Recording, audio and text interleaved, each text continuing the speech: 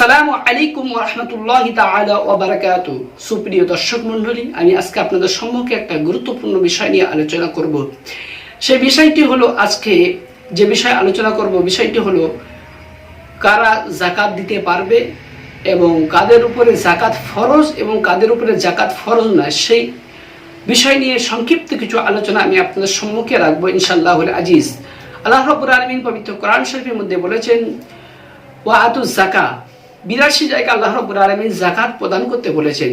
এবং আল্লাহ রাব্বুল আলামিন যে যাকাতের বিধান দিয়েছেন সেই সম্পর্কে নবী করিম সাল্লাল্লাহু আলাইহি সাল্লাম হাদিস শরীফের মধ্যে ইরশাদ করেছেন, ইসলামের স্তম্ভ হলো 5টি। বুনিয়াল ইসলামু আলা খামসিন, ইসলামের স্তম্ভ হলো 5টি, তার মধ্যে একটা হলো ওয়াইতা ইজ যাকাত, যাকাত প্রদান করা।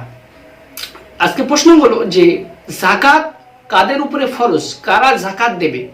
যাকাত 5 প্রকার মানুষের উপরে ফরজ। 1 নম্বর হলো আল হুররু, যে ব্যক্তি স্বাধীন সেই ব্যক্তির উপরে যাকাত ফরজ। যে ব্যক্তি গোলাম সেই ব্যক্তির উপরে যাকাত ফরজ নয়, গোলাম কিংবা বাঁধি। 2 নম্বর হলো আল মুসলিম, মুসলমান ব্যক্তির উপরে যাকাত ফরজ, অমুসলমানদের উপরে যাকাত ফরজ নয়।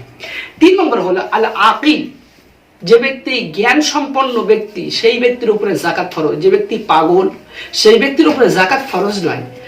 4 নম্বর হলো আল বালিগ, প্রাপ্তবয়স্ক ব্যক্তির উপরে যাকাত ফরজ। যে ব্যক্তি নাবালক সেই নাবালকের উপরে যাকাত ফরজ নয়। 5 নম্বর হলো যে ব্যক্তি সাহেবে নিসাব পরিমাণের মালিক হবে অর্থ সম্পদের, সেই ব্যক্তির উপরে যাকাত ফরজ।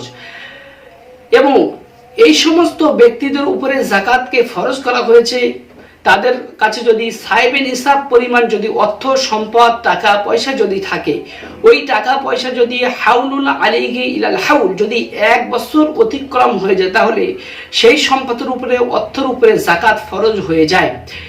এবার আসছি যে যাকাত কাদের উপরে ফরজ নয়। যাকাত 3 প্রকার মানুষের উপরে ফরজ নয়। 1 নম্বরে হলো, যেহেতু নবী করিম সাল্লাল্লাহু আলাইহি সাল্লাম হাদিস শরীফের মধ্যে বলেছেন, রুফিয়া আল কলামু আন সালাস, 3 প্রকার মানুষদের কাছ থেকে আল্লাহ রাব্বুল আলামিন কলমকে তুলে নিয়েছেন, অর্থাৎ তাদের কোনো গুনাহ হয় না, তাদের গুনাহ খাতাগুলো লেখা হয় না। 1 নম্বর হলো আনিল মাজনুন, কোনো পাগল ব্যক্তির, তার সে যতই অন্যায় অপরাধ করুক না কেন, সেই পাগল ব্যক্তির অন্যায় অপরাধ লিপিবদ্ধ করা হয় না, ওই পাগল ব্যক্তির কাছ থেকে যাকাতকে তুলে নেওয়া হয়েছে, অর্থাৎ পাগল ব্যক্তির উপরে যাকাত ফরজ নয়। 2 নম্বর হলো আনিস সবিগি, অর্থাৎ বাচ্চাদের উপরে যাকাত ফরজ নয়, বাচ্চা অত সম্পদের মালিক হলেও তাদের উপরে যাকাত ফরজ নয়। 3 নম্বর হলো বাদী, গোলাম, যারা কৃতদাস, তাদের উপরে যাকাত ফরজ নয়। যে ব্যক্তি স্বাধীন, আল হুররু, তাদের উপরে যাকাত ফরজ। এই সমস্ত ব্যক্তিদের উপরে যাকাত ফরজ নয়। এবং যাকাত ফরজ হলো 5 প্রকার, আবার বলছি, যাকাত ফরজ হলো 5 প্রকার ব্যক্তির উপরে, আর যাকাত ফরজ নয় 3 প্রকার ব্যক্তির উপরে। আল্লাহ রাব্বুল আলামিন আমাদের সকলকে শরিয়াতের মোতাবেক এবং শরিয়াতের উপরে চলা তৌফিক এনায়েত করেন। ওমা তৌফিকি ইল্লা বিল্লাহ। আসসালামু আলাইকুম ওয়া রাহমাতুল্লাহি তাআলা ওয়া বারাকাতুহু।